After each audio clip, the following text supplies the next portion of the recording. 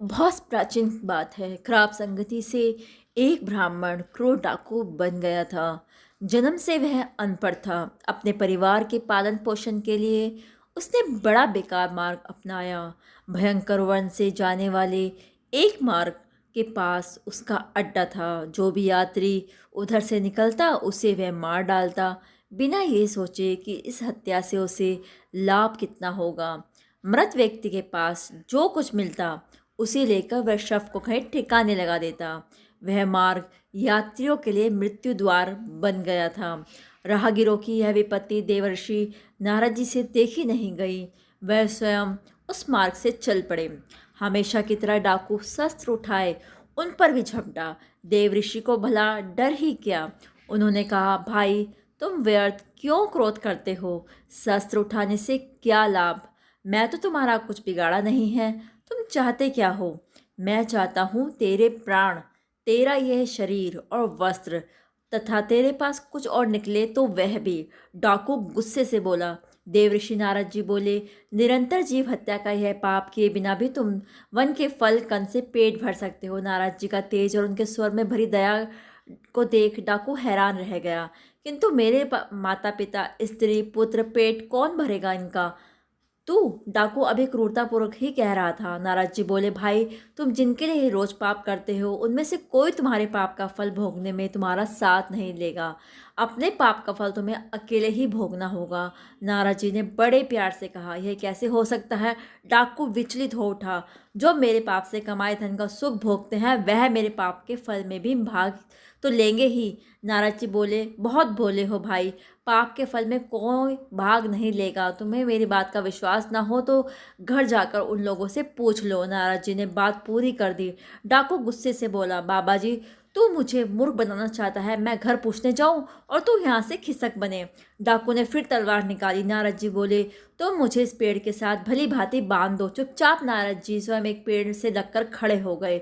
अब डाकू को उनकी बात सच्ची लगी। उसने उन पेड़ के साथ वन की लताओं से भली भांति बांध दिया और स्वयं जल्दी से घर पहुंचा।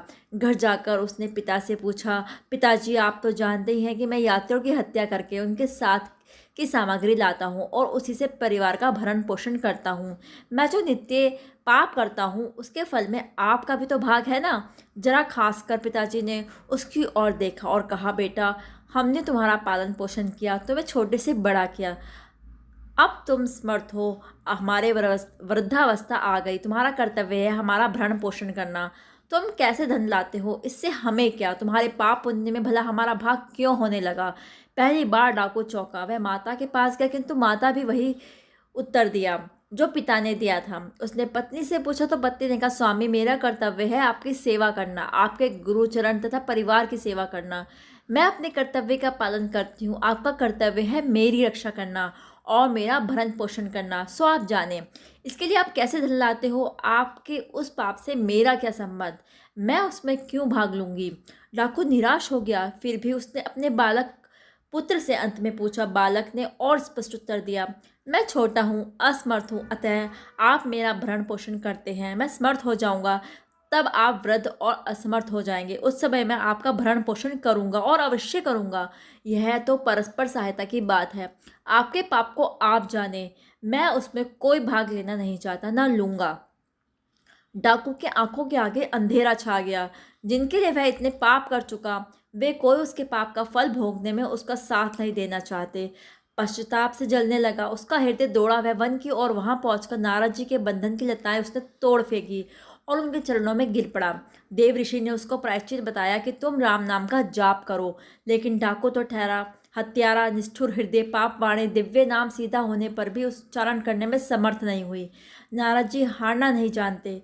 वह जिसे मिल जाए वह भगवान के चरणों से दूर बना रहे, यह हो नहीं सकता। उन्होंने कहा, चिंता नहीं, तुम मरा मरा ही जापो। डाकू वहीं बैठ गया।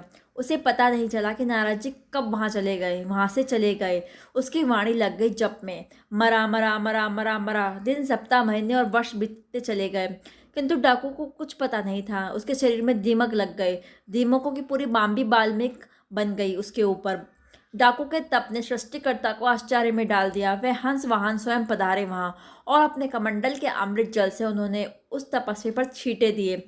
उस जल के प्रभाव से उस दीमकों की बाल्मीक से जो पुरुष निकल खड़ा हुआ, अब वह पूरा बदल चुका था। उसका रूप, रंग, शरीर और हृदय सब दिव्य हो चुका था। शरीर संसार ठीक नहीं जानता कि डाकू का नाम क्या था। कोई कोई उसे रत्नाकर कहते हैं, किंतु वह तो तपस्वी उठा। बाल्मीक, मिट्टी के ढेर को बोलते हैं बाल्मीक, से निकलने के कारण उसे वाल्मीकि कहा गया। वह आदि कवि भगवान श्री राम के निर्मल यश का प्रथम गायक, विश्व उसकी वंदना करके आज भी कृतार्थ होता है और होता रहेगा। वह कभी अज्ञात नाम क्रूर डाकू, किंतु एक क्षण के सत्संग ने उसे महात्मा जो बना दिया। दोस्तों, आपको यह जानकारी कैसी लगी? अगर आपको यह जानकारी अच्छी लगे तो आप इस वीडियो को ज़्यादा से ज़्यादा शेयर करें और सब में यह बात, सबको ये जानकारी दें, और मेरे चैनल को ज़रूर सब्सक्राइब करें और लाइक ज़रूर करें। Thanks for watching.